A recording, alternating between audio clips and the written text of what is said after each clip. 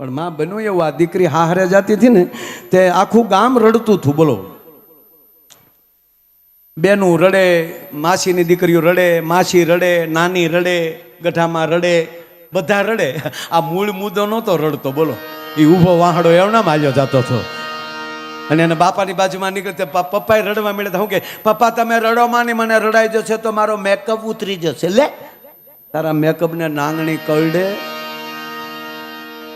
એ આમણામ ગાડીએ પોગી ગયો જગદીશભાઈ, ગાડીએ પહોંચી ગયા. હવે તો બાવડા પકડીને જાય ને હાલ્યા જતા. ગાડીએ પહોંચી ગયા. લાલ મોટર આવી, ગુલાબી ગજરો લાવી, મારા ભાભી સાસરિયા કાળો કેર છે.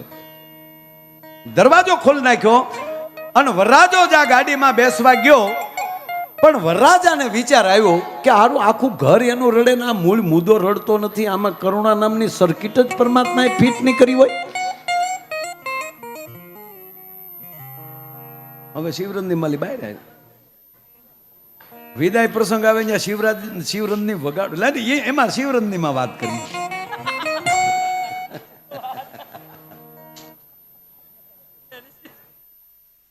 એટલે બોલો વરરાજાએ એની હાળીઓ રડતી હતી એ બાજુ જોયું અને મૂળ મુદ્દા સામું જોયું. અને જ્યાં એને હાળીઓ સામું જોયું ત્યાં કન્યાનું ધ્યાન ગયું. એ ધ્યાન ગયું ને અને જે કન્યા ખીજાણી વરરાજાને ઝોટો માર્યો કે ન્યા હું જોવો છો, તમારા આ ડોળામાં હક નથી લાગતું, તમે ગાડીમાં બેહો ને એમ કરીને બે આંખે પકડીને બાવડાનો ઝટકો માર્યો ને. પહેલી વાર જેમ માએ ખોયામાં નાખ્યો તો એમ ગાડીની સીટમાં ગયો ભોંક દે. વરરાજાને જે ઝટકો લાગ્યો, ઓય બાપા. કન્યા પાછી ફર્યો મીરાભાઈ.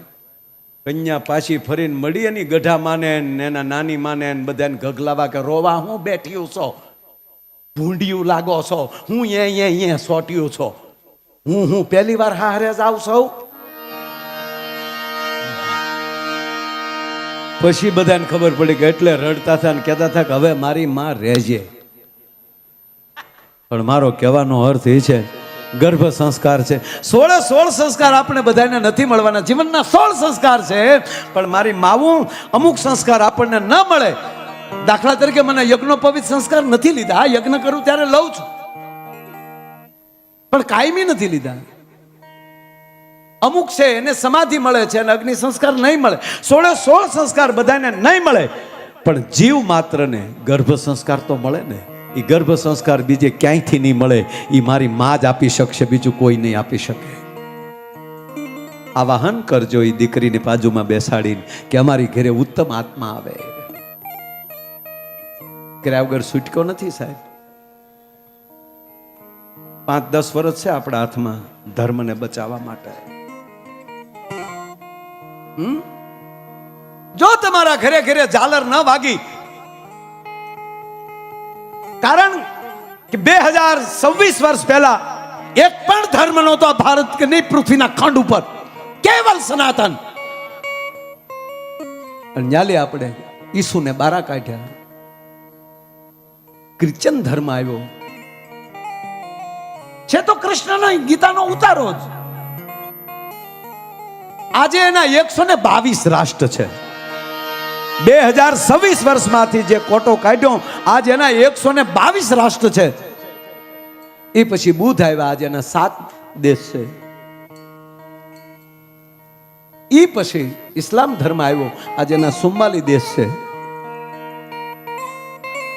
અને જે પૃથ્વી ઉપર બીજું કોઈ નહોતું આજે નથી. કેટલોક સમય તમે ભાગલા પાડીને જીવશો સાહેબ. કેટલા સમય તમે હું આયર છું, દરબાર છું, રાજપૂત છું, હું ફલાણો છું, ઢીકણો છું, ક્યાં સુધી કરશો? માટે પગે લાગીને કહું કે આ કથા સાંભળ્યા પછી મહેરબાની કરી આ જેટલા ગામના ભાઈઓ આવ્યા છો એને માયો પગે લાગીને કહે તમારા ગામમાં સમરસતા લાવજો. તમારા ગામમાં સરપંચની ચૂંટણી ન લાવતા. લેવા દેવા વગરના મોઢાને બગાડશો નહીં. જિંદગી મળી છે, માણસના પેટના થયા છે ભલા માણા. અને કૃષ્ણ જેવો દેવ આ બાજુમાં સોમનાથ જેવો દાદો બેઠો છે જે વિશ્વ જેના દર્શન કરવા ઝંખે છે. એને બદલે એક બાજુ દ્વારકાધીશ ને એક બાજુ સ્વામિયોનાથ, એની ધજાના ફડાકાની વચ્ચે આ ધૂળમાં આળોટીને મોટું થવું એ નાની માના ખેલ નથી સાહેબ. આ પરમાત્માની કૃપા કહેવાય. આ જીવન એળે ન વયું જાય, આવી ભાગવત કથાઓ એળે ન વહી જાય, આવા ડોમ નાખીને આવા ખર્ચા કરીએ છીએ એ એળે ન વયા જાય. માટે એકતા રાખજો, પ્રેમ રાખજો, અને આવો પ્રેમનો સાગર. બાકી હમણાં એક હોસ્પિટલમાં બાળક જન્મો ને જગદીશભાઈ, તો જન્મતા વેદ બોલ્યો. મેં કીધું ને જે વસ્તુ જ્યારે સારી લાગતી ત્યારે લાગે. જન્મતા જ બોલ્યો. બોલ્યો તો ભલે બોલ્યો, આમ જે ડોક્ટર આમ સાફ કરતા હતા ધબો મારીને રડાવવા હાટું, અને છે ને વાહામાં ઘડીકામાં આમ ઠપકારે, કફ હોય ને નીકળી જાય, અને જ્યાં સુધી રડે નહીં ને ત્યાં સુધી ઘડીક મહેનત કરે. આ તો આટી મારીને છોકરું નાનું હો, આટી મારીને ડોક્ટરના હાથમાં બેસી ગયું. ડોક્ટરને આશ્ચર્ય થયો, ક્યાં બાત હે. એટલે મૂળ તો હું ધબધબાવ્યો ને એમાં ખીજાઈ ગયું. આવતા વેદ ખીજાણું અને સીધો ડોક્ટર સામો બોલ્યો, ઝુકેગા નહીં છાલા. પુષ્પનો ડાયલોગ બોલ્યો. ત્યાં તો ડોક્ટરના હાથમાંથી મુકાઈ ગયો, પણ મારો દીકરો મીંદડી જેવો ગાડલામાં સીધો પડ્યો. નર્સ બેન તેડવા ગઈ તા નર્સ સામું કે બ્રાન્ડ હે બ્રાન્ડ. આખી હોસ્પિટલ ગોથું ખાઈ ગઈ સાહેબ.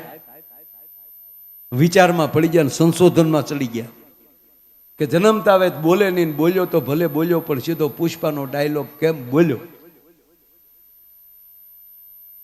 એ સંશોધન કર્યું ને ત્યારે જાણવા મળ્યું કે છોકરો પેટમાં હતો ને તેથી એની માએ 45 વાર પુષ્પા જોયું. એ જ બોલે ને બીજું શું બોલે.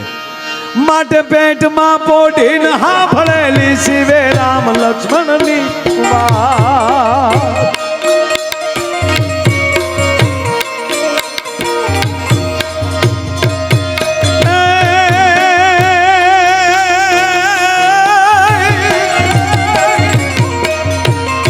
પણ પેટમાં પોઢીને પેટમાં પોઢીને પેટમાં પોઢીને હા ભળેલી શિવે રામ લક્ષ્મણ ની વાત રે બાપ. રામ લક્ષ્મણ ની વાત. બાલુડાના મુખ સે દીદી ઉડી એની ઉગતે દીદી. બાલુડાના મુખ સે દીદી ઉડી એની ઉગતે દીદી. શિવાજીને નીંદરું આવે માતાજી જપાય ઝુલાવે. શિવાજીને નીંદરું આવે માતાજી જપાય ઝુલાવે.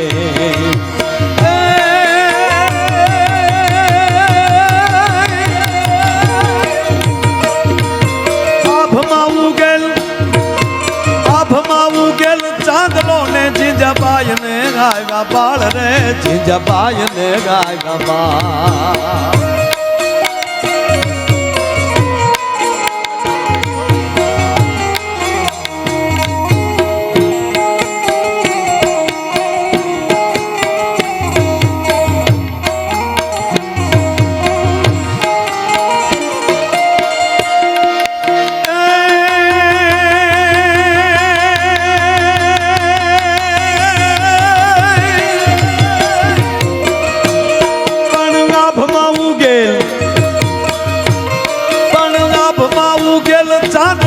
જીજાબાઈ ને ગાયવા બાળ રે.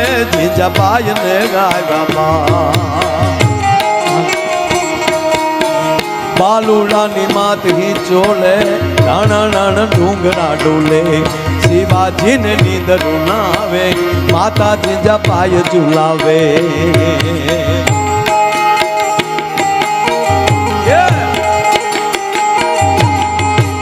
આ ગોપાલ સાધુ આ